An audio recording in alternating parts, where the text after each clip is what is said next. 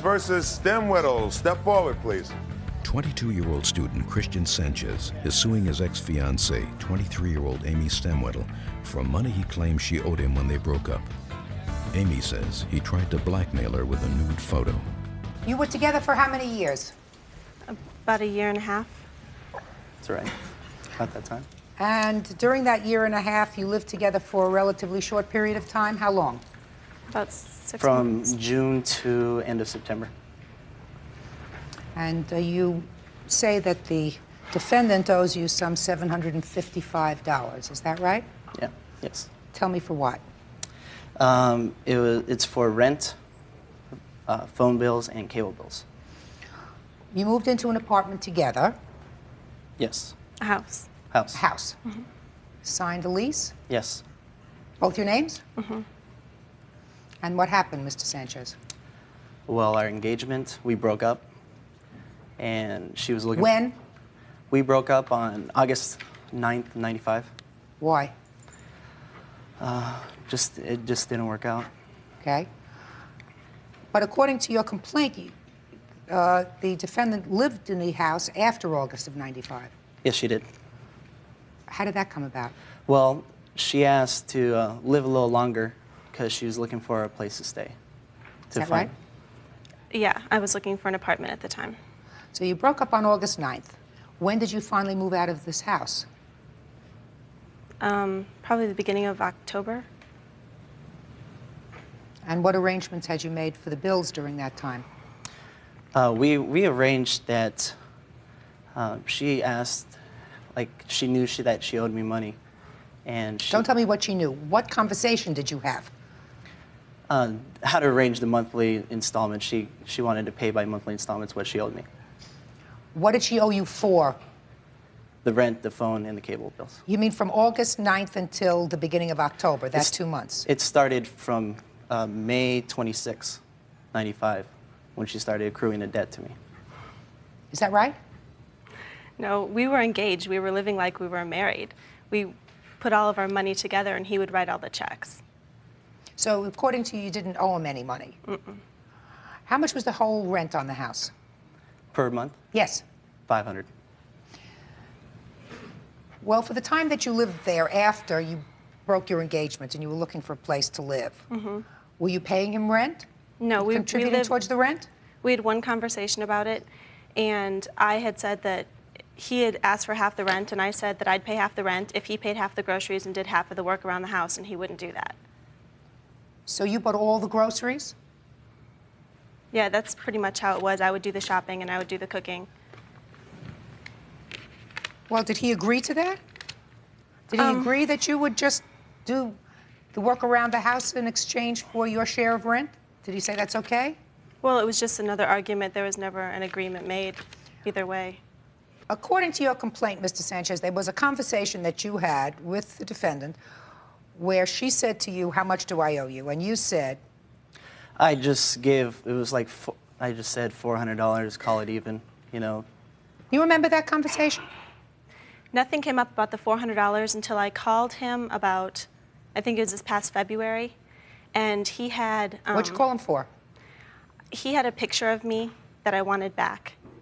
And when I asked for the picture, he said, well, you can have the picture if you give me $400. Just a picture that I assume that you wouldn't like around. Right. Did you get your picture back? I did get the picture, but I don't know that he doesn't have copies or didn't show everyone in his fraternity. You'll never know, but you got your picture back. I got the picture back. Okay. You didn't do anything like that, No. sir, did you? No. Okay. Ms. Stemwedel, can you prove to me what monies you contributed to the house during the months of August, September, those 2 months? Can you? No, I kept no records of that. I didn't think that it was really necessary. Well, it seems fair to me that while you were living in the same house and yet not engaged, once you had broken this engagement, that you should pay half of the rent, half of the utilities, half of everything else, because you're no longer in a situation where you're moving towards a marriage. You're in a situation where you're moving out the door, right? So give me some idea of what you say you contributed during this 2-month period. Well, while I was going to school, I was a nanny, and I probably brought in $150 or $200 a week, and that, I'd say 100 of it would go towards the bills that we were paying together. Do you remember her giving you any money during this period, sir? She didn't give me anything. She gave you no money. No money. And could you prove that you gave him any money? No, I would have no proof of it, because a lot of times being a nanny, I'd be paid in cash too.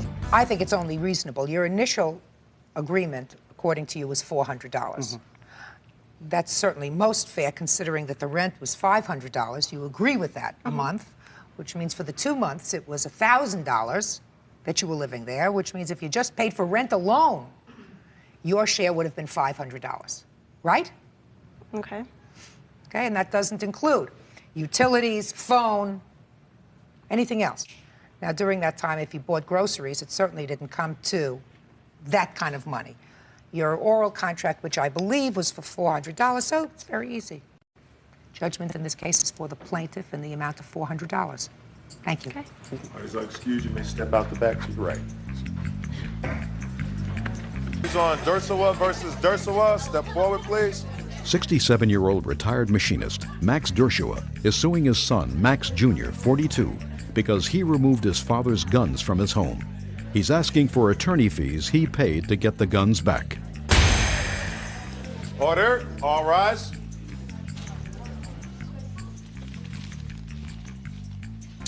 Yeah, this is case number 460 on the calendar in the matter of Dersawa versus Dersawa.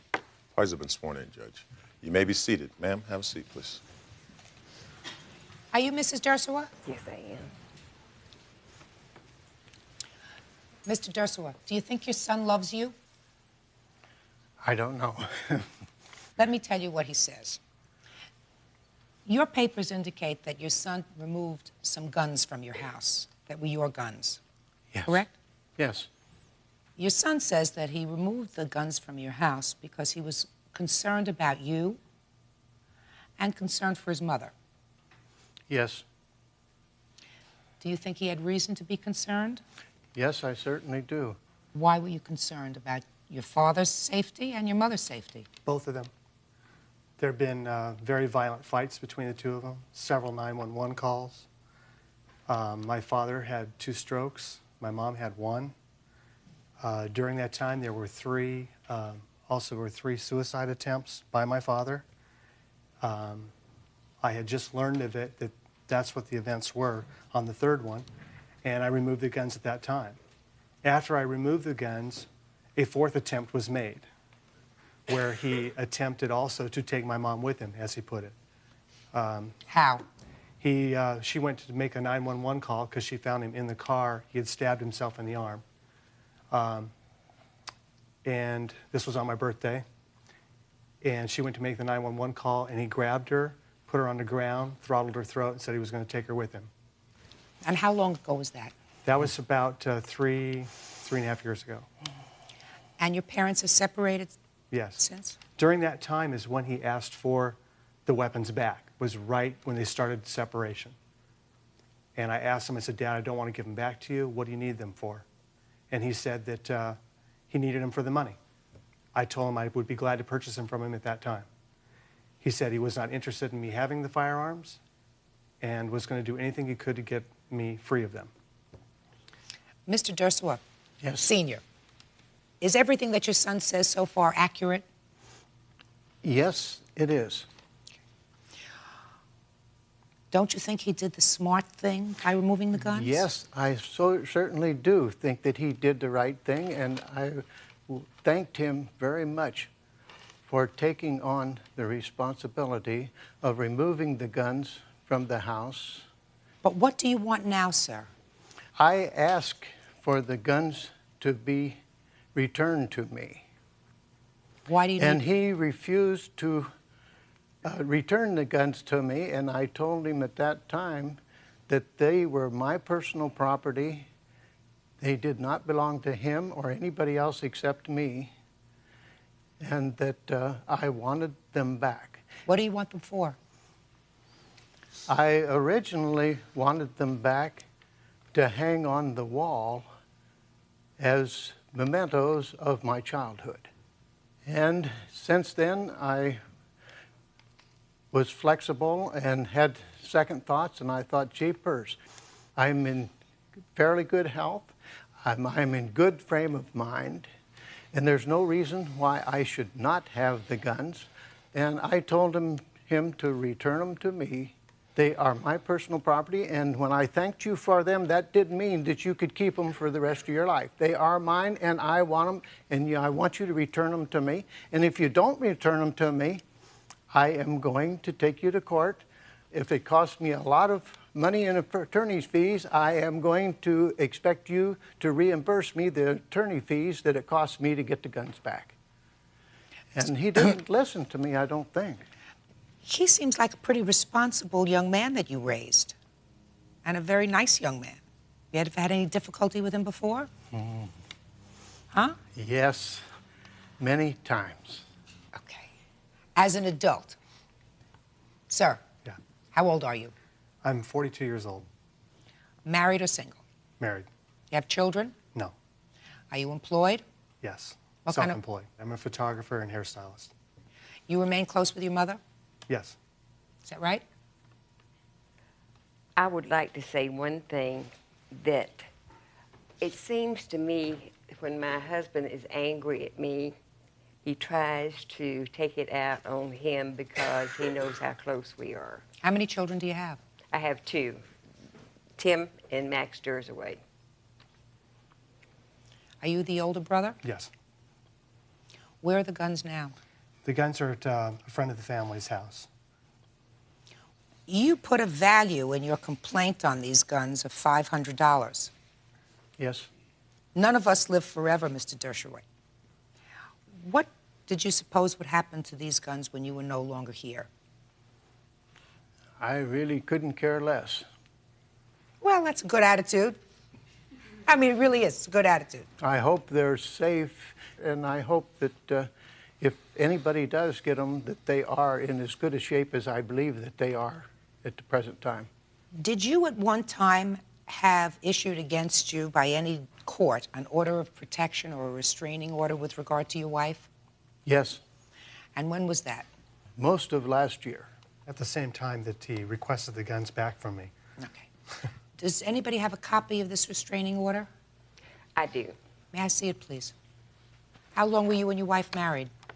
It'll be 43 years, I can tell you, June 10th, this year. And I'm still going to be married on June 10th, if I'm alive. Have there been divorce proceedings filed?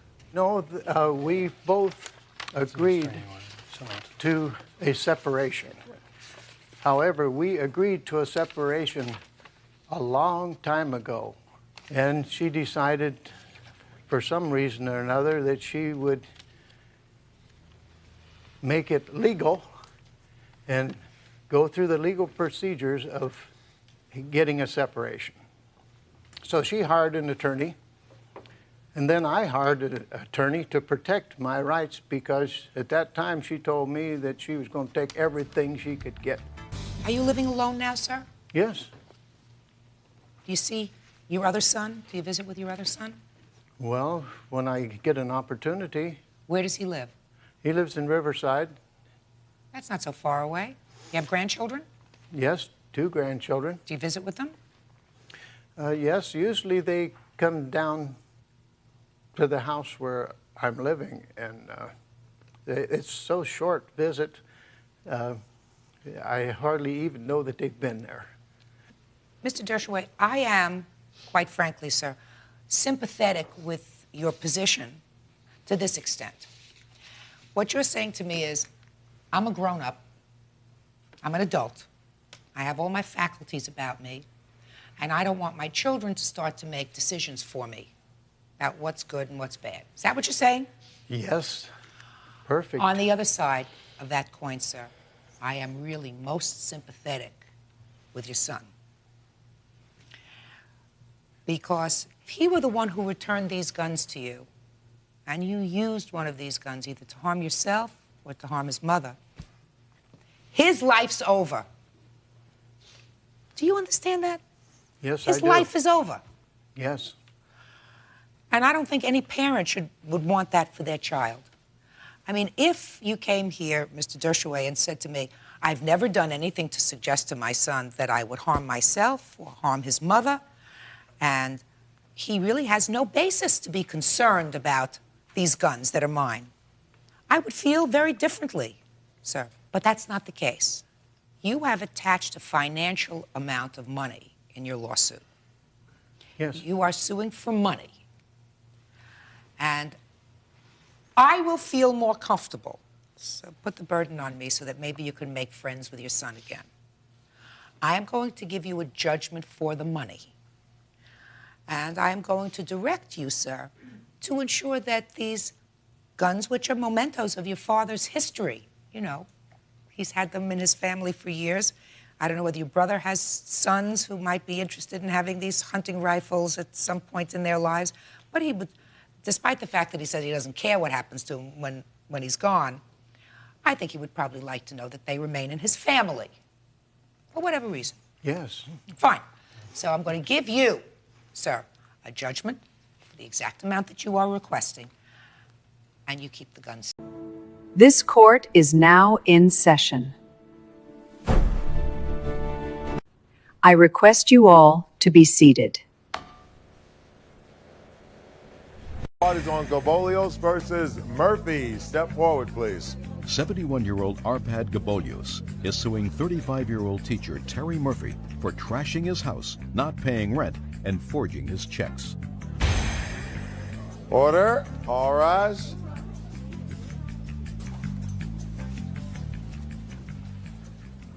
Now, this is case number 659 on the calendar in the matter of Gabolios versus Murphy. Parties have been sworn in, Judge. You may be seated.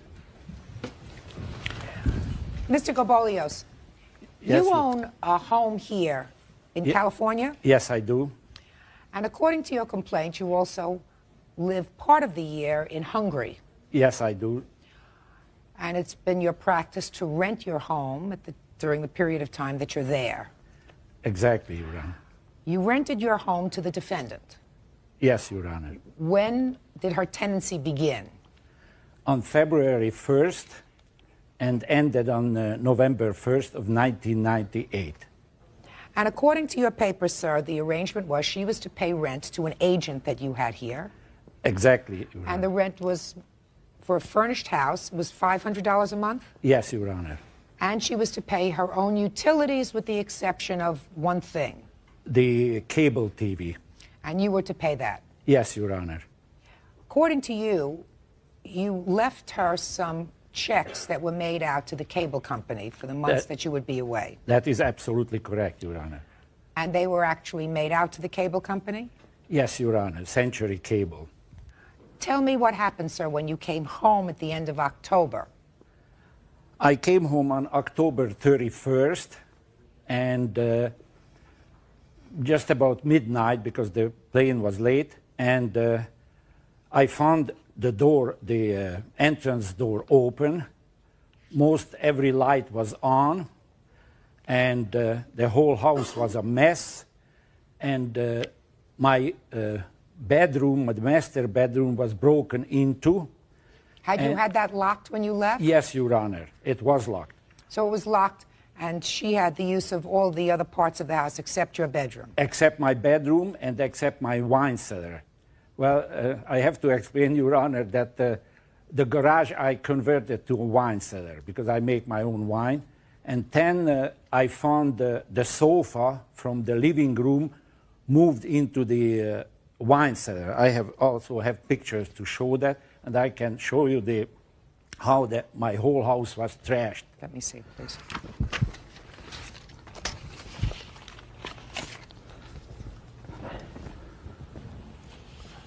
On one of those pictures, you can see the barrels, the wine barrels, and the sofa in front. Is this the way you found the outside of the house with all these papers and garbage? No, it was a couple of days later, Your Honor. What do you mean a couple of days later? Well, because she left a few things behind, and I asked her to come and get it, but she didn't get it right away, and came back 2 days later or something and then she trashed the sidewalk, as you see at the front. You say that she didn't pay you rent. During what period of time didn't she pay you rent, sir? She didn't pay the last month rent of October. Did you pay him the last month's rent? I paid the rent. I do not know what happened to it. Show me, you paid I by don't have- check. the check never went through. So that you didn't pay him. Take a look at this garbage on the front of his house. Tell me how that happened.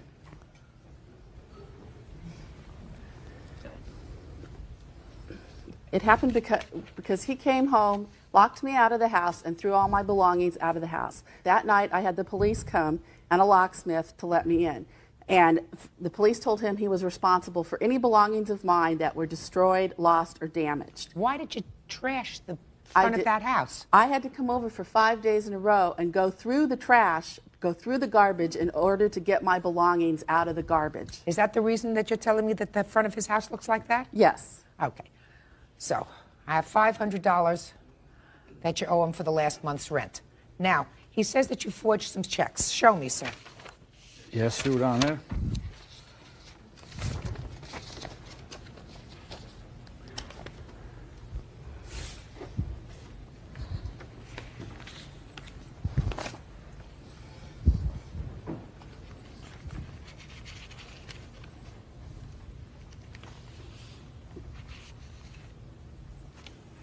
Show these to the defendant.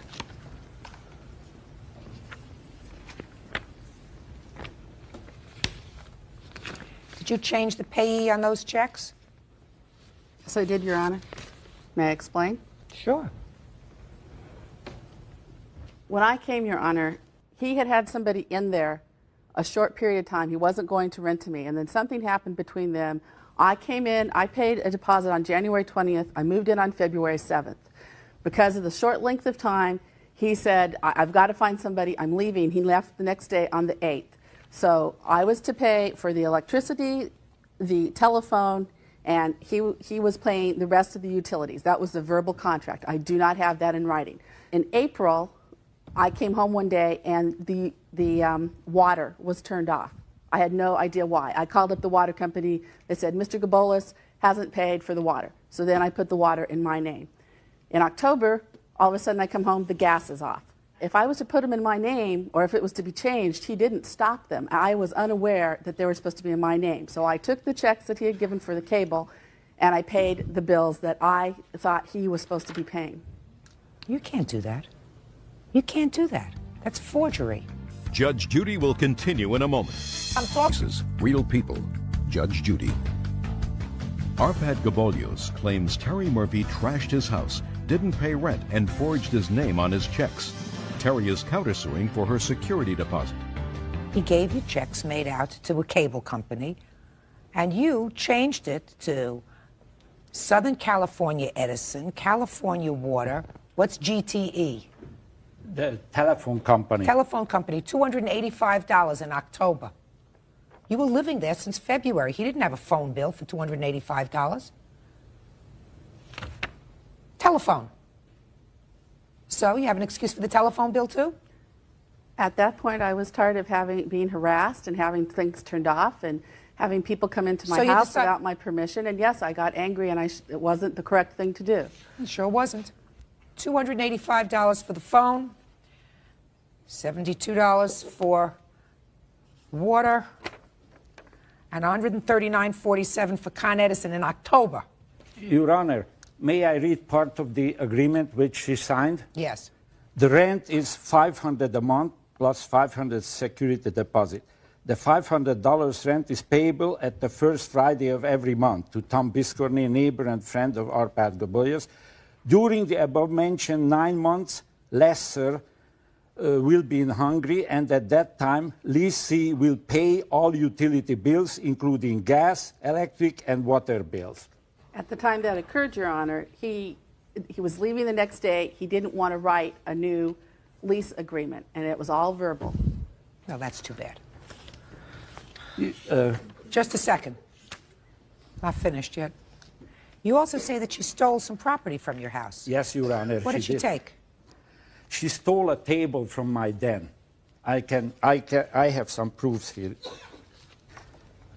This is she left the 4 chairs and the leaf, the middle of that, and it shows even the... Where's his table? I have no idea, Your Honor. I didn't take his table. Other people had access to that house and came into the house without my permission and without notifying me. And there were people he gave the keys to. Where did you go on October 31st when he came home? He came home, and I absolutely believe him, that the front door was open, that all the lights were on. Where had you gone that evening? I had gone, it was a 3-day weekend. I'd gone out for the weekend. I didn't know he was coming home. Just a second. So you went away from the weekend, you left the door unlocked. No, I didn't, Your Honor. And you left the door unlocked, and you left all the... Oh, he's telling me the truth. There's no question in my mind about that. What was the value of this table? About $700. Show me.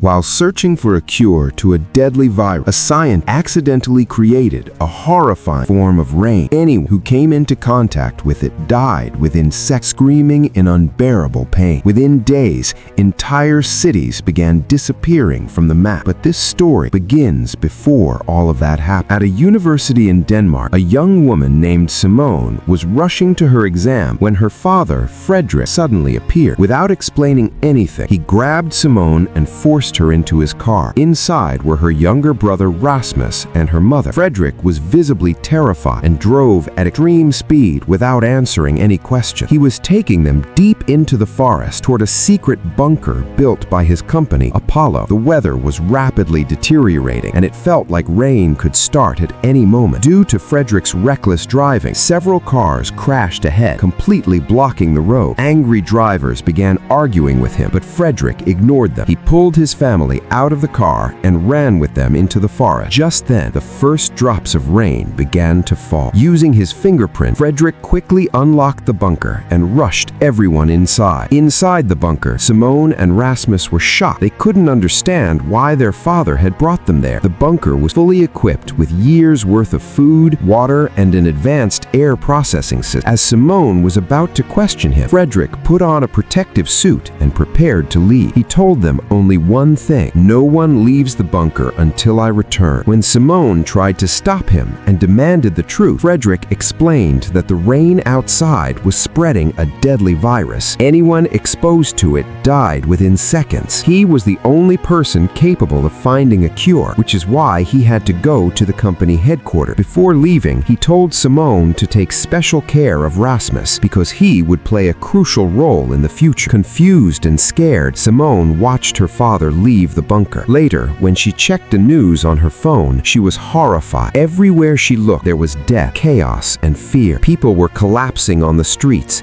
screaming and dying painfully in the rain. Suddenly, loud knocking echoed at the bunker door. Rasmus thought his father had returned. Despite their mother's warning, he opened the door. A rain-soaked man collapsed inside, his skin burning as he tried to drag Rasmus outside. In a desperate move, their mother pulled Rasmus back inside and pushed the man out, but she herself was exposed to the rain and became infected. Even in agony, her only concern was her children. She told them to take care of each other. Heartbroken, Simone shut the door and tried calling her father, but there was no connection. Remembering Frederick's words about staying strong in front of Rasmus, she forced herself to remain calm. As time passed, Simone learned how to operate the bunker's systems and manage its resources. She discovered that there were other Apollo-built bunkers in the city, but none responded. Eventually, she found a radio and contacted a man hiding in his basement. Suddenly, the power across the city went out, cutting off all communication. Days turned to weeks, then months. Frederick never returned. When Simone finally tried to leave the bunker, terrifying visions of her mother's death stopped her. Slowly, Simone overcame her fear, took full responsibility for Rasmus, and grew into a strong and protective sister. Rasmus had once been infected by a strange virus that no one knew anything about at the time. Frederick personally created an antidote and gave it to him. Later, Frederick's company also learned about the virus and asked him to submit a full report. From that moment on, Simone began to suspect that perhaps Frederick himself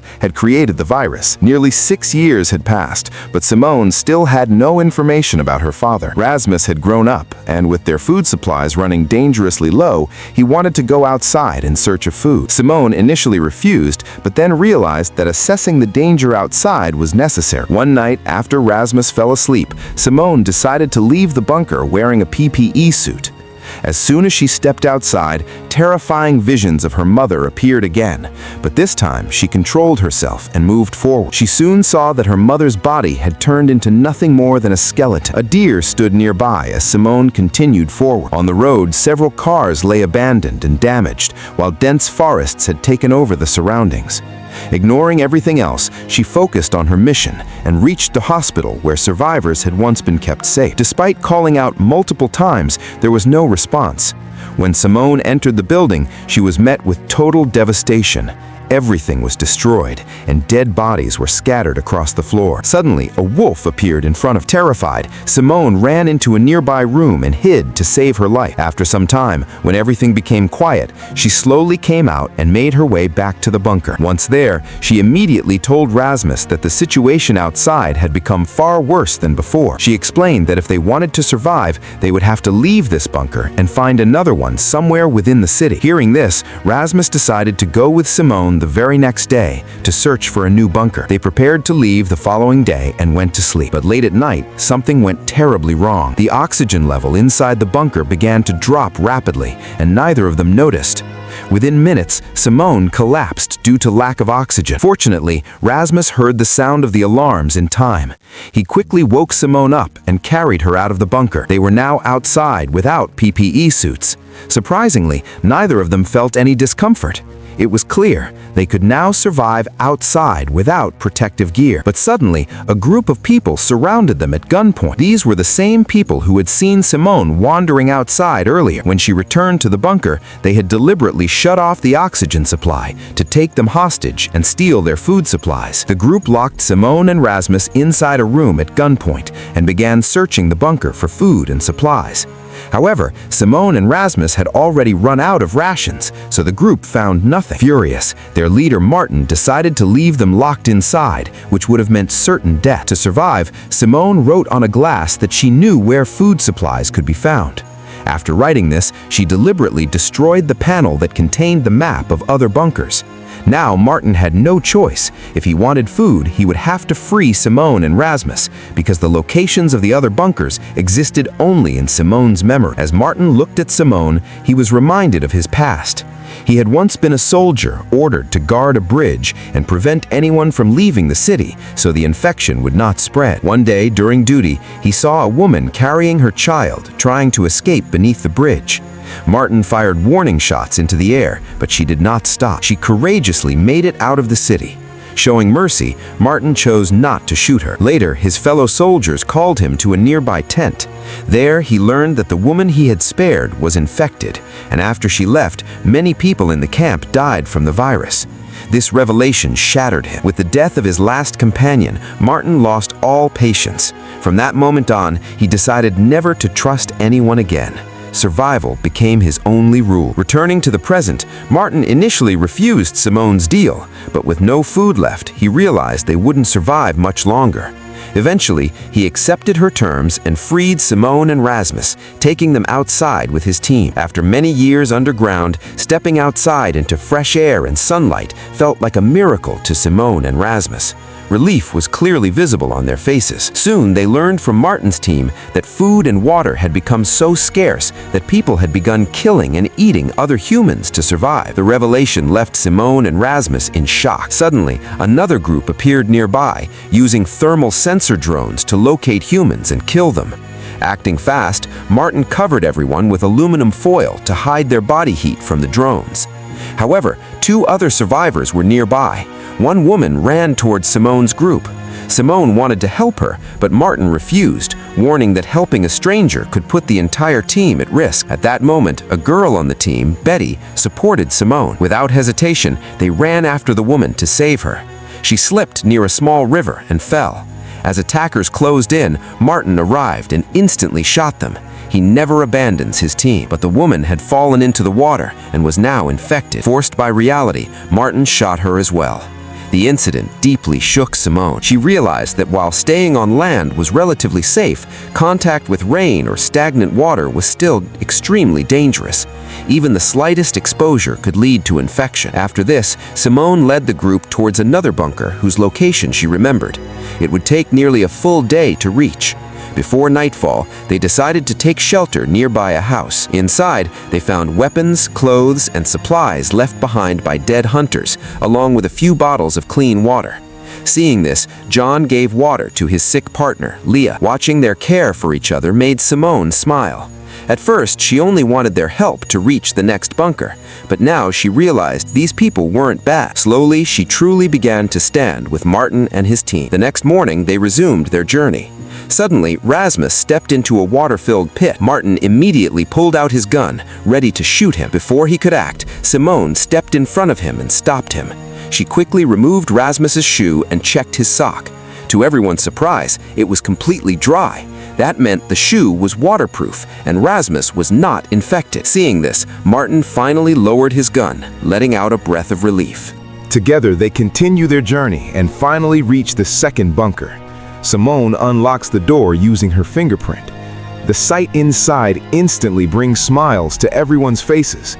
The bunker is filled with so much food and water that they could survive comfortably for years. Everyone celebrates and eats to their fill. However, Simone feels an uneasy tension inside. She still doesn't fully trust Martin and his team. Somewhere in her mind, there's a fear that they might kill her at any moment. When Simone confronts Martin about this, he explains that she has been living inside a bunker for the past 6 years and doesn't truly understand how the outside world and people have changed. Martin is genuinely a good person, but the present world makes trusting anyone extremely difficult. Despite his explanation, Simone remains unconvinced and walks deeper into the bunker. There, she notices a phone charging, displaying childhood photos of her and Rasmus. The phone belongs to her father, Frederick. It becomes clear that Frederick had left the old bunker and stayed in this new one for a short time. Simone immediately checks the phone with Rasmus and finds a video recorded by Frederick. In the video, Frederick explains that he is heading to a headquarters in Sweden to develop a cure or antidote for the infection. This instantly sparks hope in Simone's mind. Her father might still be alive. Driven by this belief, Simone decides to travel to the Swedish headquarters with Rasmus. She shares her plan with Martin, hoping he will help them. But Martin firmly refuses. He believes they are safe inside the bunker, whereas reaching the Swedish headquarters would require traveling through the city, a place likely filled with hidden hunters. To Martin, the journey is far too risky. He also points out that the video is 6 years old. By now, Frederick is probably dead. If he had successfully created an antidote, Martin would have heard about it. Simone ignores his warnings. She gathers a few days' worth of supplies and leaves the bunker with Rasmus. Betty decides to follow them along with John and Leah, as she truly wants to support Simone. Leah understands that it was because of Simone that she managed to reach this bunker safely. Otherwise, Men and Patrick would have already killed Leah, John, and Betty long ago. At that time, John, Leah, and Betty didn't know Martin and Patrick at all. They were simply trapped together in the same situation. Martin and Patrick had initially captured them with the intention of robbing them. To save her life, Betty revealed the location of a hidden safe house where she had stored food for many days. Martin took all 5 of them to that place. There, they shared a meal together, and slowly a bond began to form among them.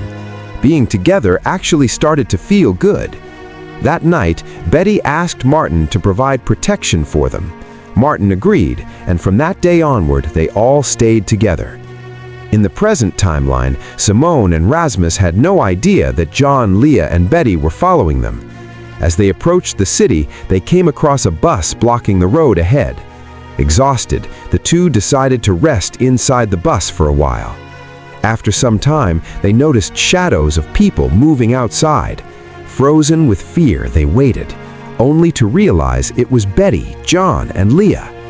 Simone felt relieved and happy to see them. She suggested they return to the bunker for safety, but but all three decided they wanted to stay with Simone instead.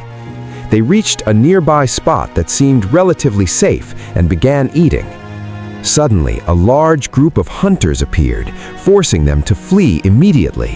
While running, Simone became separated from the others and reached a fence along the road. The fence was covered with posters of missing people. Seeing them deeply saddened her. On the other side of the fence, she noticed a small child standing completely alone. Rain was about to start very soon. What will happen to them now?